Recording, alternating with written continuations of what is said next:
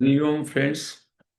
आज के सत्संग में हम रमन महर्षि की टीचिंग्स का पुनर्वलोकन करेंगे और उनकी जो टीचिंग्स हु एम आई में संकलित हैं, उनकी एक छोटी सी बुक है जिसका नाम है who am I, instructions on who am I. उनको पढ़ते हैं। इसमें जो उन्होंने दो पुस्तकें, वो कहते हैं who am I was written at the same period as self inquiry. Maharshi ने दो किताबों का कंपोजिशन किया था। It began as answer to certain questions asked by Shiva Prakasham Pillai, one of the early devotees.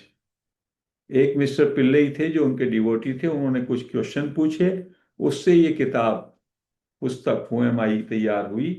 The latter arranged and elaborated the questions and answers and submitted them for Bhagwan's approval. They were then published in the form of question and answers, but later changed into the form of a connected exposition. The original work has been adopted in the present edition. Pillai ने जो है उन question answer को संकलित किया, उसको elaborate किया, फिर भगवान को दिखाया। महर्षि रमन को भगवान कहा जाता था, और जब उन्होंने अप्रूवल किया तो उसको प्रकाशित किया। उन क्वेश्चन आंसर्स का जो संकलन है वही ये हु एम आई है। तो हु एम आई में मैं एक क्वेश्चन इसमें से लेते हैं, what is the nature of mind. भगवान क्या कहते हैं, नेचर ऑफ माइंड क्या है। What is called mind is a wondrous power residing in the self. Self का मतलब है कॉन्शियसनेस, आत्मा। सेल्फ में विद्यमान एक पावर है माइंड, वंडरस मिस्टीरियस पावर है। It causes all thoughts to arise. इस पावर के कारण सारे विचार उत्पन्न होते हैं। Apart from thoughts there is no such thing as mind. Thoughts के अलावा माइंड नाम की कोई चीज नहीं है। माइंड का मतलब ही है thoughts. Therefore thought is the nature of mind. इसलिए मन का जो रूप है, मन का जो स्वरूप है वो है थॉट। विचार है तो मन है, मन है तो विचार है। Apart from thoughts there is no independent entity called the world. और विचारों के कारण ही संसार है। संसार जो हमको दिखाई देता है, संसार जो है वो वास्तव में विचार ही है। In deep sleep there are no thoughts and there is no world. गहन निद्रा में क्या होता है, कोई विचार नहीं होते, तो संसार भी नहीं होता, जगत भी नहीं होता। इस बात को समझिए। ये बात हम नहीं समझ पाते कि जब आप सो जाते हैं तो संसार नहीं होता, लेकिन आप कहेंगे वो तो रहता है। लेकिन आपके लिए नहीं रहता, दूसरे के लिए रहता है, नहीं रहता, उस पर नहीं जाना है। What is your condition when you are sleeping. आपके लिए आपका शरीर ही नहीं रहता। Your mind is shut down, ना मन रहता है। तो कहते हैं when you are sleeping there are no thoughts and no word. In the state of waking and dream there are thoughts and there is a word also. लेकिन दो जो दूसरी अवस्थाएं हैं, एक जागृति की और एक स्वप्न की, उसमें विचार रहते हैं। स्वप्न की अवस्था में विचार रहते हैं। सुख शरीर कार्य करता है और इसलिए वहां पे विचार आते हैं, और उस विचार से स्वप्न जगत का निर्माण हो जाता है। और जागृत में जागृत जगत का, इसको कहा उन्होंने जगत प्रपंच, वो हो जाता है। Just as the spider emits the thread out of itself and again withdraws it into itself, likewise the mind projects the word out of itself and again resolves it into itself. मकड़ी क्या करती है? मकड़ी जाला बुन देती है और फिर उस जाले को फिर से निगल लेती है। ऐसे ही कहते हैं कि इन अवस्थाओं में यही होता है कि माइंड ही तो वर्ड को प्रोजेक्ट करता है थॉट के माध्यम से, और जब सोने जाता है तो माइंड अपने उसको निगल लेता है, लाइक ए स्पाइडर। कैसे वो डिसअपियर होता है? जब आप नींद में जाते हैं, सारे विचार खत्म होंगे, फिर मैं विचार खत्म होगा, और सारा का सारा जो वर्ड है वो डिसअपियर हो जाएगा। Therefore when the word appears, the self does not appear। कहते हैं जब आप जगत को मान देखते हैं और जगत को सत्य मानते हैं तो सेल्फ नहीं रहता। आपका चेतन तत्व आपको लगता ही नहीं है। दी Therefore, when the word appears to be real, the self does not appear.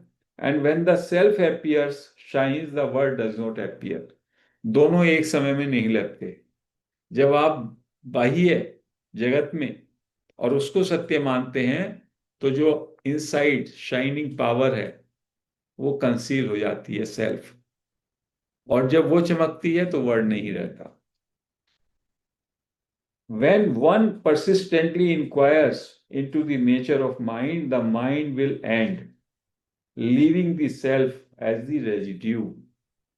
तो महर्षि कह रहे हैं कि यदि माइंड को आप लगातार इन्वेस्टिगेट करें, what is this mind, how the thoughts are arising, from where mind is arising, तो माइंड उससे नष्ट हो जाएगा, और जो बचेगा उसका आधार वो सेल्फ होगा।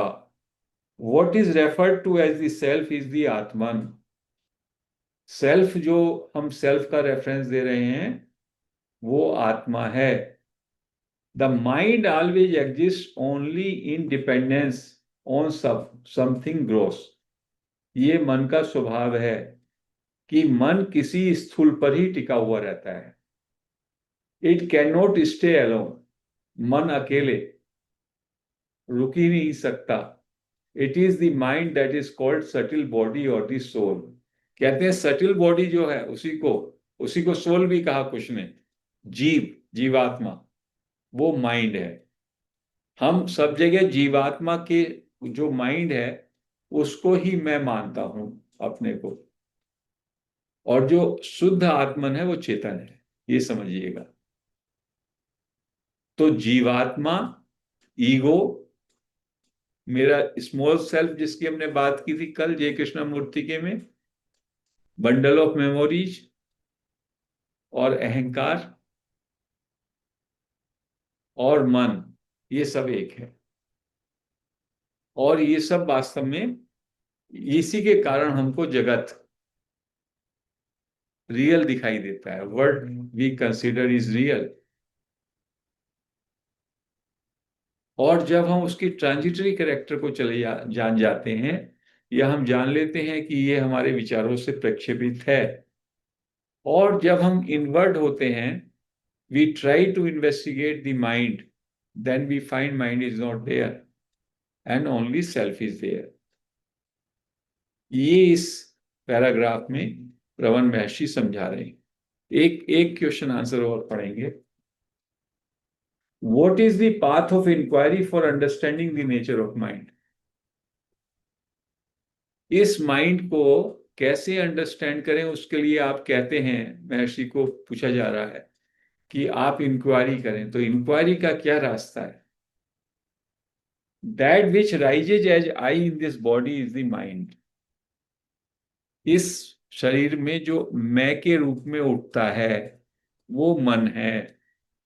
If one inquires as to where in the body, the thought I rises first। If one inquires as to where in the body, the thought I rises first, one would discover that it rises in the heart। मैं कहाँ उठता है सब में पहले? तो मैं जो है उठता है मेरे हार्ट में, स्पिरिचुअल हार्ट में। That is the place of mind's origin. मन का मूल, मन का ओरिजिन, वो हार्ट है। Even if one thinks correct constantly I, one will be led to that place.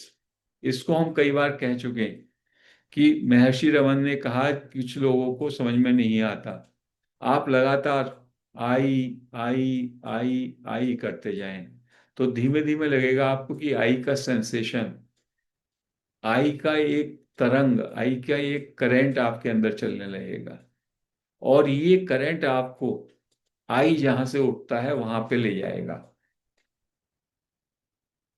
Of all the thoughts that arise in the mind, the I thought is the first। जितने विचार आपके उठते हैं उसमें सब में मूल विचार है मैं, I. It is only after the rise of this thought that the other thoughts arise. मैं विचार के उठने पर बाकी सारे विचारों की उत्पत्ति होती है। It is after the appearance of the first personal pronoun that the second and third personal pronouns appear। पहला प्रोनाउन, पहला सर्वनाम है मैं। जब पहला सर्वनाम उत्पन्न होता है उसके बाद दूसरा यू, तुम, और तीसरा वह, ये सब उत्पन्न होते हैं। Without the first personal pronoun there will not be the second and third. पहले सर्वनाम के बिना दूसरा और तीसरा नहीं होगा। तो इसमें महर्षि कह रहे हैं कि हमें ये चेष्टा करनी चाहिए कि माइंड क्या है और माइंड का ओरिजिन कहाँ से है। और जब हम ये जानने की प्रक्रिया अपनाते हैं तो हमें पता चलता है कि मैं माइंड का जो उद्गम स्थान है वो हार्ट है। तो इसके लिए self inquiry is the technique. आप अपने अंदर ये जांचें कि मेरे अंदर मैं कहाँ से उठ रहा है। और यदि आपके लिए जानना मुश्किल है तो आप लगातार आई आई करते रहें। और जब लगातार आई करते रहेंगे तो वो आई का करंट आपको अपने सोर्स तक ले जाएगा, उस प्लेस तक जिसको उन्होंने हार्ट कहा। और धीमे धीमे वो आई भी वहां पे शांत हो जाएगा। महर्षि कहते हैं कि ये जो आई है, मैं, ये मूल विचार है। It is the root thought. मैं विचार जब जन्म लेता है, सुबह को आप जाग के उठते हो तो वो मैं विचार एज ए मदर और फादर अन्य तमाम विचारों को जन्म देता है। I am the body, I am the house hold. मैं के साथ लग करके सारे विचार उत्पन्न होते हैं। तो यदि मैं पर ही आप अपनी अटेंशन टिका दें और मैं कहाँ से उठ रहा है इसको जानने की चेष्टा करें तो मैं विचार आउटवर्ड नहीं हो पाता, आगे अन्य विचारों से कनेक्ट नहीं कर पाता और वहीं पे रुक जाता है। और मैं विचार की का ये स्वभाव है कि ये स्थूल पर पोषण पाता है, स्थूल वस्तुओं के साथ, नाम और रूप के साथ जुड़ करके पोषण पाता है। जब मैं विचार पर आपकी अटेंशन रहती है तो इसको पोषण नहीं मिल पाता और धीमे धीमे मैं विचार अपने सोर्स में जहां से वो उठा है वहीं पे लौट जाता है, उसी में मर्ज हो जाता है। And that is called elimination of mind, cessation of thinking, या मनोलय, डिसोल्यूशन ऑफ माइंड। और उसके डिसोल्यूशन के बाद, मन के डिसोल्यूशन के बाद, मैं विचार की समाप्ति के बाद आप हमेशा स्वरूप में ही रहते हैं। अब प्रश्न उठता है, यदि आप स्वरूप में रहते हैं और आपका मनोनाश हो जाता है, तो बाहर की एक्टिविटीज का क्या होता है? तो ज्ञानी के लिए जो ये बाहर का पूरा वेकिंग स्टेट है, ये एक स्वप्न की तरह होता है। उसको ये आभास होता है कि ये सब जो हो रहा है, ये हकीकत नहीं, ये एकमात्र ड्रामा है, एक स्वप्न है।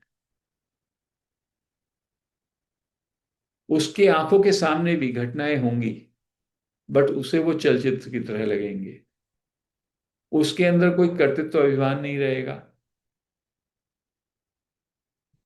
उसके लिए it will be part of total functioning. उसके अंदर कोई संकल्प शक्ति का भी अभाव हो जाएगा। उसके अंदर आत्मस्फूर्णा होगी। स्फूर्णा होता है विचार उठा, एकदम स्प्राउट हुआ, आज वहां चलते हैं, और वो निकल पड़े।